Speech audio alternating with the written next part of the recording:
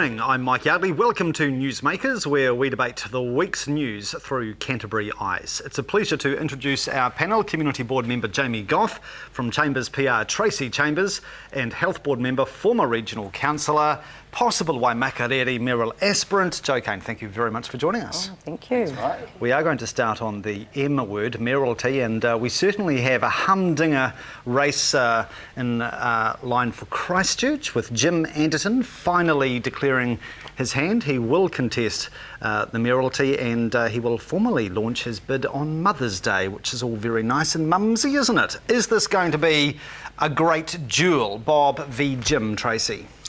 I don't think it's actually going to be as great as people have predicted already. I think what you're going to see is an anti-Bob vote go to Jim Anderton, but I still think that whoever's in that seat is one vote. The key for this city is to get great people around that table to run a great city from a governance perspective, instead of getting tied up in a lot of the areas that they shouldn't be anywhere near. We will flesh that idea out in due course. Just some rapid reaction about the mayoralty. You've come out in support of Jim Anderton's bid. Why so?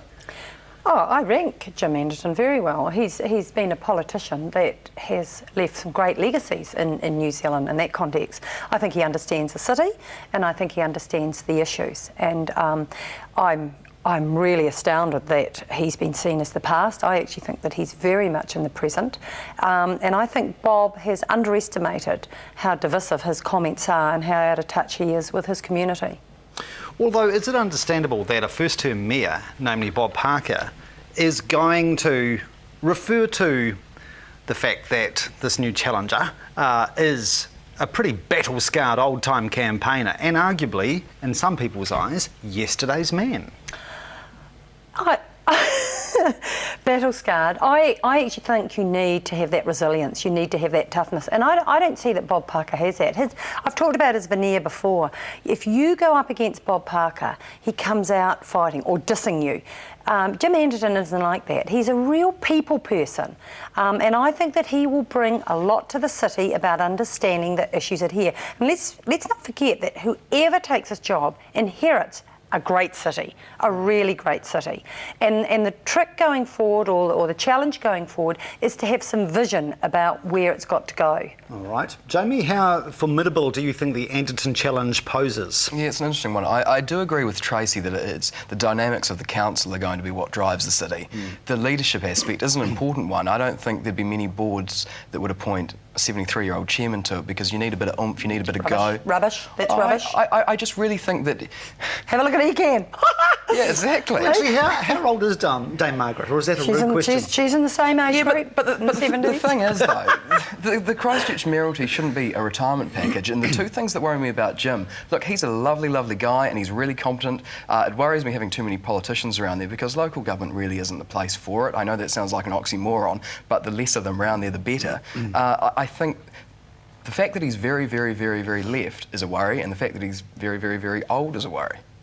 Oh, how can you be so... Jamie, I'm surprised how discriminatory you are. I honestly, and if you actually look around of some of our leaders in Canterbury, they are in that older age bracket. And the thing is, I don't think you understand the resilience of those older people. But maybe he should be looking to maybe mentor the Jani Johanssons or the up-and-comers that have actually got that are really on the way up, whereas I don't think... We don't have time for that. I mean, in this city, we have the next 5 years, I believe, to make our mark on fundamental issues like water, like infrastructure, like social issues such as housing. We don't have, I believe, in the city another decade to muck around and mull. We actually need an entire council that has leadership. Now, we have an option. We can go with Bob, that's great at speaking. He does have a lot of vision. Or we can go with somebody that's a street fighter, frankly. You need a combination of that vision. And if we look at Bob's vision about rail, and what he's not telling people, and this is the bit that I don't get, what he's not telling people, if it's rail is our vision, is we have to pay for it. You know, he's gone to meetings with the minister, and the minister says, yes, you can have rail, you can have whatever, but you have to pay for it. So we've got to be very careful about the vision or the ideology over that. And I think I agree with you. We have got to get the apathy that's in Kane. And I believe at the moment Canterbury, Christchurch is a laughing stock in New Zealand for just what has actually happened over here over the last 5 months, and we've got to change that. I think that's a bit hard. I think Christchurch has a huge amount of respect. I think what's happened, particularly with what's happened, as you well know, with ECAN, there's almost a stand back and say, right, are they as tough as they think they are?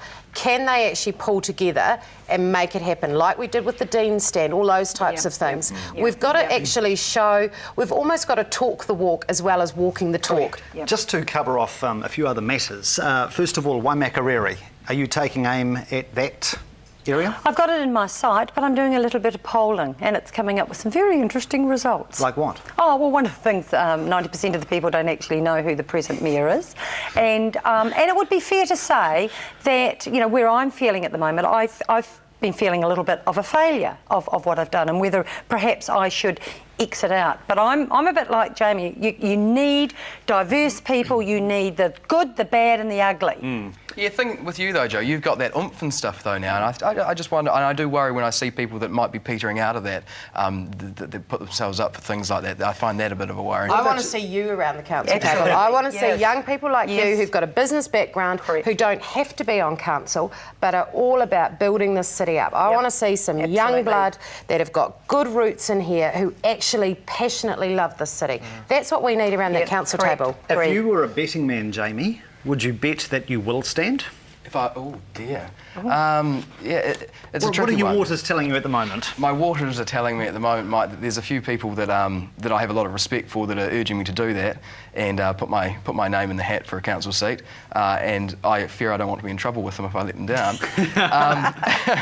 But I'm keen on it. But it's something that you can't just rush into. And obviously, I've got a lot of interest in private enterprise, and I'm young, but I'm doing well at it at the moment. I'm really enjoying it. But there's that part of me which has got that weird like for local body politics and the passion for Christchurch. When do you think you'll make a final decision?